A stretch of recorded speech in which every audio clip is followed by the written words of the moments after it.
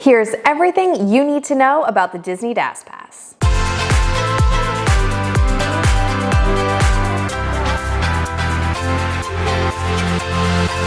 Hey everyone, it's Jenna from A Couple Travelers, and today we're going to be talking about Disney's Disability Access Service, or DAS Pass as it's commonly referred to.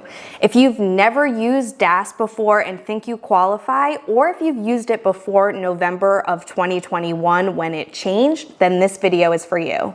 We have a lot to cover in this video. We're going to discuss what is DAS, who is it for, how to register, how to make your advanced pre-selections, which is a huge and new perk of the DAS service, which rides are not eligible for pre-selection, and my recommendation for which rides you should try to pre-select when you do so. I'm also going to show you how to use it in the parks. I screen recorded while I was there so I can walk you through the process so you're already comfortable with it before your trip. We're also going to discuss how DAS works with the virtual queues for Tron in the Magic Kingdom and Guardians of the Galaxy Cosmic Rewind in Epcot. And last but not least, I'm going to be sharing some general tips that we picked up from using DAS on our last trip. So what is DAS and who is it for? DAS is Disney's Disability Access Service, commonly referred to as DAS Pass, and it's designed to accommodate guests who have difficulty tolerating extended waits in a conventional queue environment due to a disability. And DAS allows you to wait in a virtual line for rides and attractions instead of standing in a physical line. A couple of things to keep in mind is that a DAS party is limited to a group of 6 guests, which is actually how many guests we had in our party when using DAS. You need the My Disney Experience app to manage DAS. So you need to have a smartphone, have the My Disney Experience app, and that is how you're going to select your rides when in the park. Disney has been cracking down a little bit on approving people for DAS. One thing to keep in mind is that mobility issues do not automatically qualify you for DAS. If you require a scooter or a wheelchair, most of Disney's lines are actually wheelchair and scooter friendly, so you wouldn't necessarily qualify for DAS because you can just use your scooter in through the lines. Disney has a great FAQ page for DAS that will answer a lot of other questions. Up next, how to register for DAS. There are actually 2 ways that you can register. One way is in person in the theme parks with a cast member at guest relations. The other way is to register online in advance of your trip, which is definitely what I recommend. You are able to register between 30 days before your trip up until 2 days prior to your trip. And the earlier you register in advance, the better, because you're actually going to be able to pre-select some rides, 2 rides per day of your trip, which is an awesome perk, and you can only do if you're doing this pre-registration. The first thing I'd recommend you doing is figuring out the date 30 days before your trip and marking that on your calendar. And this is going to be the date that you register for DAS. So on that day, or any day you decide to register, it is open from 7 a.m. Eastern to 10 p.m. Eastern. On the day you decide to register, you're going to go to this website, which I will link in the video description below. But before you register, here's a checklist of everything that you should have done. You should have valid theme park tickets linked to your My Disney Experience account.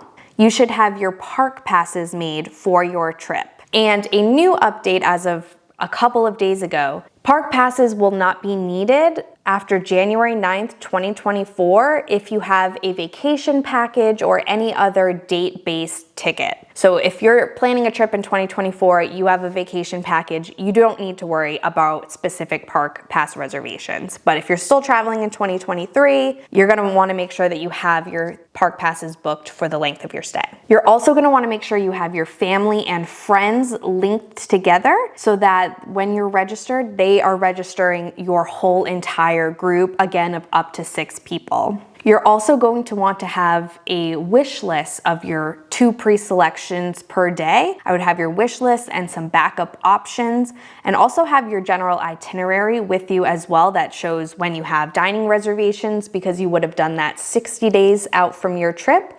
So you know when you can book a ride and you don't book something when you already have a dining reservation outside the park, for example. You also need to know your My Disney Experience login. I know a lot of people may forget their login. Have it written down because the cast member will invite you to log in during the chat. You also need to make sure you are on a device that allows video chat, because the registration process does happen via video chat with a cast member.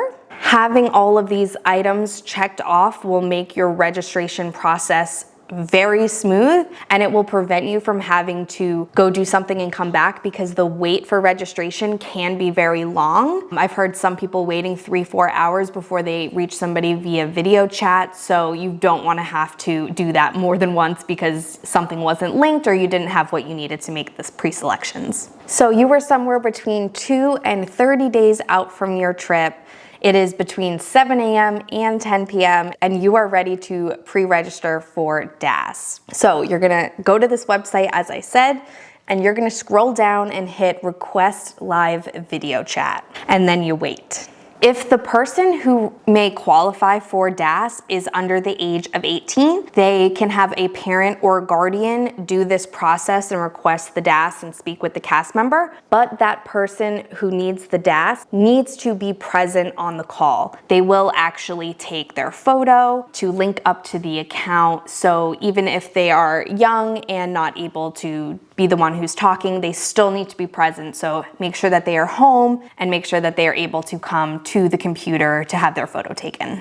I wish I could show you what this part of the process was like, but you are not allowed to record this session, unfortunately. But I do think it's worth mentioning that Disney will not ask you for a diagnosis. In fact, I don't think they're even allowed to ask, but they will ask one simple question, which is, what concerns do you have about waiting in lines at the park that is causing you to apply for the Disability Access Pass? And based on your answer, they will either deny or approve you for the DAS. Once you are approved, you are good for 60 days. If you are somebody who has an annual pass and comes a lot, you will need to do this process every 60 days, but most people are just coming for their trip and they will be good for the entirety of their trip. Once you are registered with DAS, the cast member will ask if you are ready to make your pre-selections, and hopefully you are. If so, they will transfer you to another cast member, and this is going to be via regular chat, so no longer a video conference. It'll just be via the chat on the website, or you can switch over to your phone at that point if it's easier. And we're gonna get into pre-selections next, but before I do, I did want to mention that I am a travel agent that specializes in Walt Disney World vacations. In case you didn't know, it is completely free to work with an agent. We're actually compensated by Disney after we have somebody travel. So if you're interested in having somebody help you out,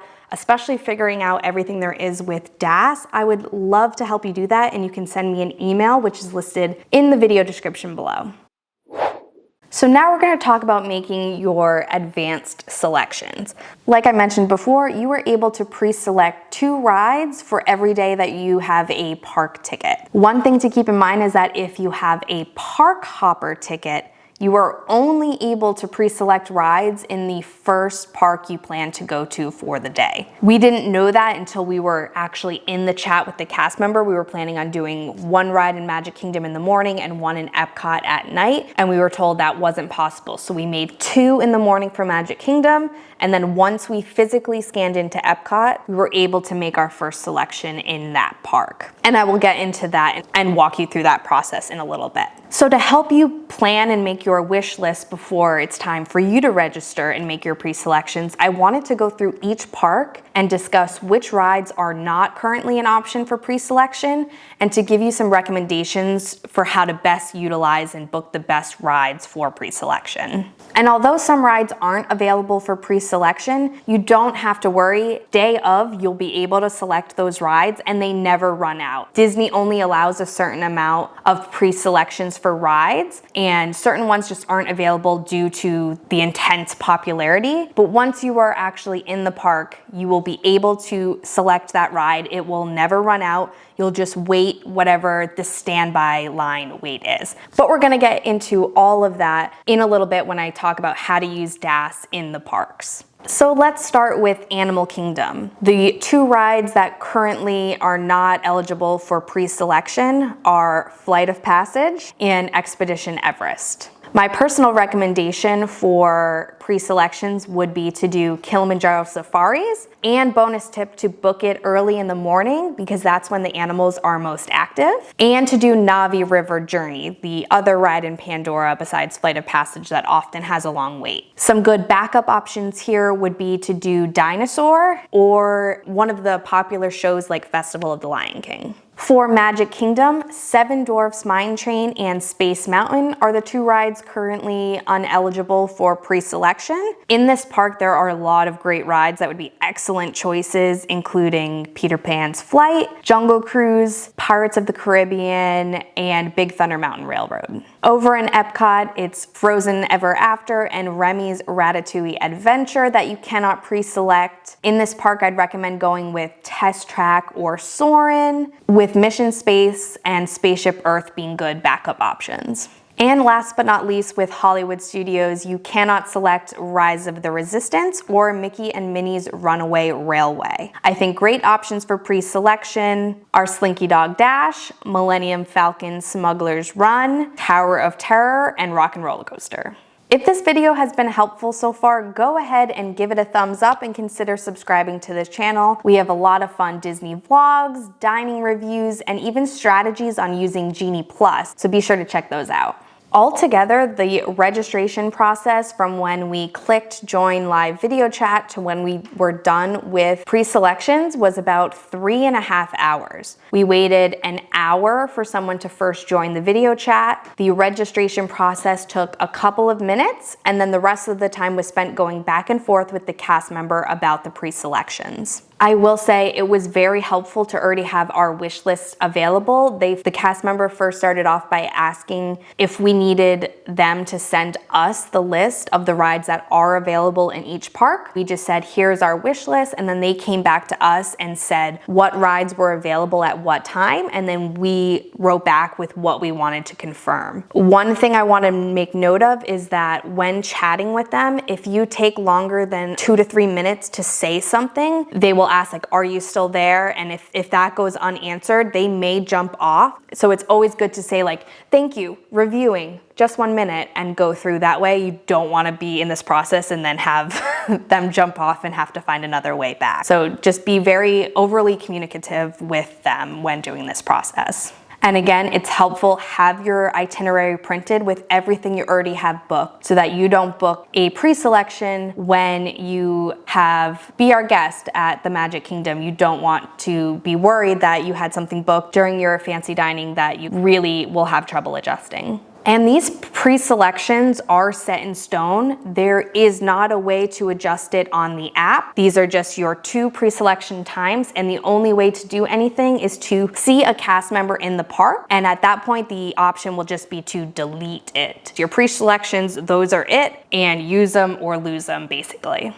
So at this point, you are between 2 and 30 days from your park visit, and you have your 2 pre-selections, which you will see in the My Disney Experience app after you have confirmed them with the cast member. So everything that you see should be there. Double check and let the cast member know if anything that you booked does not immediately show up under future plans.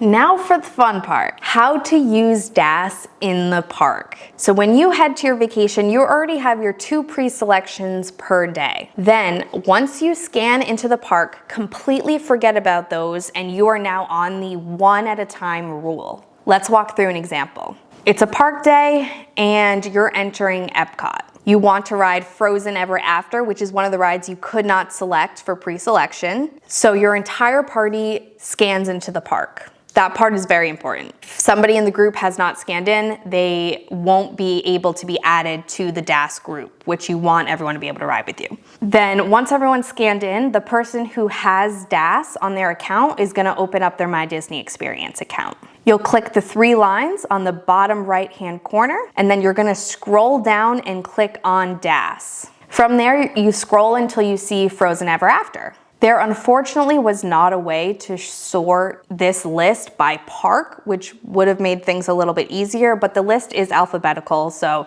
it's very easy to scroll and find the ride you're looking for. On the left-hand side, you're gonna see the DAS return time, and that is based on the current standby wait. You're gonna click on that DAS return line. Next, you're gonna select who else from the party is gonna join you on the ride. For Frozen, the entire group wanted to ride. Everyone had scanned into the park, so I hit select all. Then you review and confirm your selection. Then you have your first DAS. Screenshot.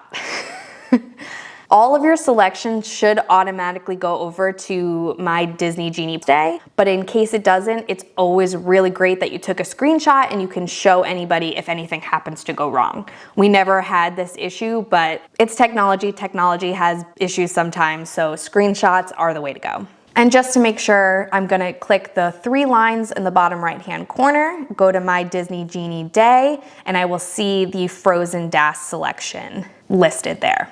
So we have about an hour before the DAS return time comes up. And from here, and how DAS works in general, instead of spending that hour waiting in line for Frozen, you can take some pictures, you can walk around, you can go ride standby for something that has a short wait. Everyone can go to the restroom. You can go souvenir shopping. You can do anything except obviously you're not standing in line, which is the whole purpose of DAS. It's always a great idea to get a DAS right before you head to a sit-down meal as well, because you'll join the queue, go have dinner, go have your snack, and then it's time to ride. Once it's time for the attraction, you are gonna head over to the Lightning Lane entrance. Now this is the same entrance for guests who purchase Genie Plus. DAS and Genie Plus share the Lightning Lane, and that's where you're gonna go and scan in. The thing to keep in mind here is that the person who has DAS needs to be the first person to scan in at that first touch point. After that, the whole rest of the group, the remaining up to 5 guests, will scan in behind them and into the queue you go. Now with the Lightning Lane, you still will have a short wait to get on the attraction, maybe up to 15 minutes, but just in case it's longer, always be prepared, but hopefully you'll get on that ride super fast. One thing to keep in mind is that some rides actually have 2 checkpoints. Rides like Frozen, rides like Flight of Passage, you scan in at the beginning to get in the Lightning Lane, and there's often a second checkpoint to make sure people aren't hopping the line, unfortunately. If the queue has a second checkpoint, you won't be able to make your next DAS selection until the second checkpoint, if that makes sense. So if the ride only has 1, once you scan in on that first one, you'll be able to make it. If the ride has 2, then you can't make DAS until after the second one. And this is the same for Genie Plus. So when we were on our trip last time and we did use Genie Plus and we scanned in for Frozen, the rule is once you scan into a ride, you can make your next selection. So we pulled up, went to go select our next Genie Plus, and it wouldn't let us. And then it was like, oh, I see another checkpoint. So then we got to the second checkpoint, checked in, and then I was able to make my next selection. But I always recommend making your next one right then and there. There's often, it's still a couple minutes before you get on the attraction, even after the second checkpoint. Make your next one there. It's just efficient and it's gonna save you time. But that is how the 1 at a time rule works. You select an attraction, you wait virtually for that attraction.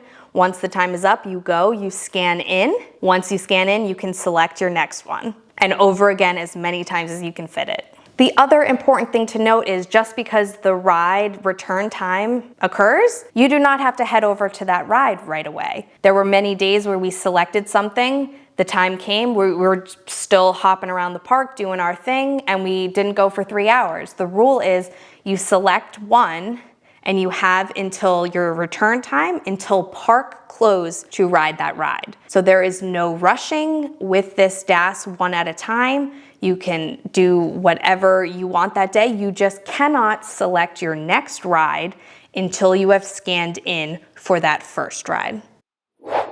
Now let's talk using DAS with the virtual queues. There are currently 2 rides that do not have the option to do a standby wait. That is Tron at the Magic Kingdom and Guardians of the Galaxy Cosmic Rewind in Epcot. For both of these rides, you have 2 options for riding. You have the virtual queue and you have the paid individual lightning lane. For the virtual queue option, you will attempt to join that at 7 a.m. from anywhere, at 1 p.m. from Epcot or Magic Kingdom, depending which park and which ride you're trying to do, and a bonus 6 p.m. drop for guests staying in Deluxe Resort who have extended evening hours in those parks. So potentially 3 options to join the virtual queue via the My Disney Experience app. With the virtual queue, you are assigned a boarding group and you really don't have a say in when your boarding group is called. It gets called and then you have an hour to go and ride the attraction. With DAS, when your boarding group is called, you go up to the ride, you go to the lightning lane section, you talk to a cast member, say our boarding group was called and we have DAS. They're gonna let you through the lightning lane, which is a lot faster than the virtual queue line. Lightning lane will hopefully get you in under 15 minutes. When I did Tron in the Magic Kingdom about 2 weeks ago, with the lightning lane, I waited maybe 9 minutes. And that was with me bypassing the lockers because I was the only one who rode the ride. So I left my backpack with my family and I just took my cell phone, which you can put in the ride vehicle. They have a little compartment. So I didn't need to stop and take the time to open the lockers, but I waited a very short amount of time with the lightning lane. The other option that I mentioned is purchasing the individual lightning lane. When you purchase those at 7 a.m., you're going to be able to select a 1-hour return time. So you do pay for this. It's usually $15 to $20 per person to purchase a lightning lane, but you do have a little bit more flexibility because you're choosing when you're gonna go on the ride. And then again, when it's time, you go and you scan into the lightning lane, which is the same you would do for DAS. So you don't even really need to mention that you're DAS, you just go scan in the lightning lane when it's time to ride. So in theory, if you're doing this right, when you head to Magic Kingdom or to Epcot, you should have 2 pre-selections for DAS. You should have a virtual queue or an individual lightning lane if you plan to ride Tron or Guardians. And once you scan into the park, you select your first 1 at a time DAS. So you could have 4 things already set up within the first few minutes of being in the park, which is a great way to not spend a lot of time in line.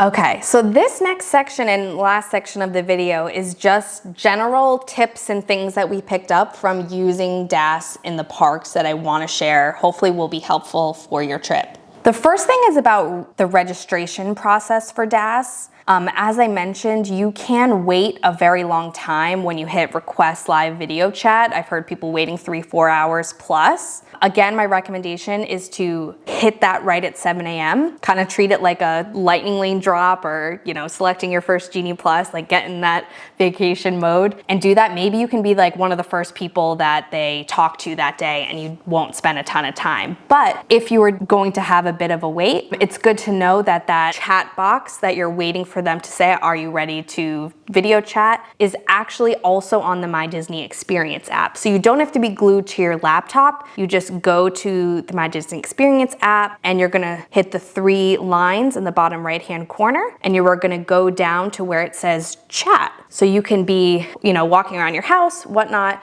and have your phone and monitor that. And then once they say, are you ready? You say yes, and you head over to your computer. If you have more than one person who qualifies for DAS in your group, I would only recommend getting 1. And here's why. If 2 people have DAS, then they both have to go in and select a ride and try to find times that match up, and it gets really confusing. So what I would do is identify the person of the 2 who could qualify, see who is going on the most attractions. So if you have someone who's like, oh, I'm really not going on anything extreme, but the other one is, that is the person who should register and just have everybody else be under their DAS group. It will save a lot of time and it will help avoid some issues that we actually had on a past trip when we had 2 people registered. So just pick the person who's gonna go on the most rides, which will benefit the whole group, and go with them. Another thing that we learned on this trip is that if you have a pre-selection for a ride, you cannot select that in the 1 a day rule. So we ran into an issue where we realized our Soarin' pre-selection was actually not gonna work out because the dining reservation we had was not in the park, it was at a resort, and we would have had to leave before the Soarin' return time happened. So we were like, oh, we'll get to the park and we'll just select Soarin' as our one of the day. It wouldn't let us because we had that pre-selection. So if you ever run into that case, what you can do is go to any cast member under the blue umbrellas that are around the parks, and they can always delete that one for you so that you can select it day of. The other thing that you can do, which actually worked out for us, is we went over to Soarin' and we said, I know we're about 90 minutes early. We didn't realize that the reservation we had was, off site. And we just didn't do the math correctly. Is there any way you can take us early? And they made a little magical moment and they let us in right then and there. So my motto is it never hurts to ask and to be polite, and maybe they can make some magic work, but if not, that cast member could always help you delete it so that you can go in and join and just wait whatever the amount of standby is. Another thing to reiterate is that every single person must scan into the park before the person with DAS can go and make their first selection. There was one day when a couple of people got held up in the security line, and I said to the person with DAS, why don't we just go in and we can get that first one selected, just, save a few minutes and whatnot. And so when we went to go select the first ride, only the people who had scanned in were showing up to be selected. So we were like, oh, you have to be scanned into the park. So then once everybody else scanned in, then we made our first reservation. Now this may be a kind of obvious one, but DAS only works if the person who has DAS is going on a ride. So for example, if the group wanted to go on Tower of Terror, but the person with DAS doesn't, we cannot get a DAS return time for that ride. It is only available to be used when the person with DAS is going on the ride. So even if you book one and then the DAS person changes their mind, you cannot go in. That DAS person is the first one to scan in, and they need to be present and riding for the group to ride. What happens if you say your full group is going to ride, but then a couple of people decide that they don't? This actually did come up for us. So we booked the full group of 6 to go on Seven Dwarfs Mine Train, and then at the last minute, 2 people said, no thank you. Basically, they still need to scan into the ride in order for any other future selections to happen. So you could do 2 things. You could talk to a cast member at the ride to have them removed from that, or what we did is we just took their magic bands and we scanned them in to both checkpoints so it looked as if they went on the ride, so that if we were selecting anything else throughout the night, that we could select them. Because again, it's the 1 at a time rule, so if it looks like they didn't go on the ride, they can't be selected for any others, if that makes sense. So we just grabbed their magic bands, scanned them through, and then after, I think we selected PhilharMagic next, at which they wanted to do. So then we were able to, if we hadn't scanned them in, it wouldn't have let us select the full group because they still had a pending DAS redemption time. If it is a pre-selection ride and someone decides they don't want to go, you don't have to do anything because those are use them or lose them. It's just the 1 at a time rides if someone changes their mind that you need to have it deleted or scan them in. But if it's a pre-selection, it doesn't even matter. There was one that we just completely were like, oh, we're not doing it today. It's fine. There's nothing that you need to do. If your group is really into rides, you may want to think about doubling up between DAS and Genie Plus. With that, you basically would be waiting in 2 virtual lines at a time instead of just a 1 at a time rule. So you'd be 1 at a time Genie Plus and 1 at a time DAS. And you would basically go back and forth throughout the whole day on top of any virtual queues, any individual lightning lanes you purchased, and on top of your 2 pre-selections for DAS Pass. I mean, you'd be able to get everything done in probably 2 parks in 1 day just by having this strategy. So if you have the budget and your goal is really just to do a lot of rides and do them quickly, Genie Plus and DAS may be a great solution for you. And lastly, I wanted to give a couple of tips for those who may be in scooters. As I mentioned, when a group goes to redeem a DAS, the person with DAS has to be the first one to scan in at the lightning lane. But then if anyone in your group has a scooter, then that scooter, after you scan in at the first checkpoint, should be first navigating through the queue, because a cast member needs to see the scooter to either direct them to a special line or to give special instructions. They're also going to ask if the person in the scooter is comfortable getting out of the scooter to partake in a pre-show, to get in and out of the ride vehicles. For select rides, they'll ask if they want to transfer to a wheelchair and to go on to a special ride vehicle that accommodates that. Cast members were really wonderful with this. We just made it a point at every ride to just ask the cast member what was needed for that ride in terms of a scooter. And they were very helpful, and they always made sure that we were comfortable and we knew what to expect with the ride. Most queues in Walt Disney World are wheelchair and scooter accessible, which is great. There are some rides that have special queues. For example, Small World had a special entrance for those using scooters and wheelchairs. If the standby entrance is center, you had the lightning lane entrance on the left and you had the scooter and wheelchair entrance on the right. Jungle Cruise is another example of a ride that had a special line just for wheelchairs to make the loading and unloading a little bit easier as well. So just, again, talk to the cast member at the rides to figure out what's needed. But that is my overview of Disney's Disability Access Service. I hope this video was helpful and answered any questions that you may have. If anything is still unanswered, please leave me a comment and I will do my best to answer it. And if you are looking for vacation planning assistance, again, my email address is listed in the video description below. I'd love to help you plan your next trip to Walt Disney World. That's gonna be it for today's video. Be sure to like this video, subscribe to our channel, and follow us on social media at A Couple Travelers. Until next time, keep traveling.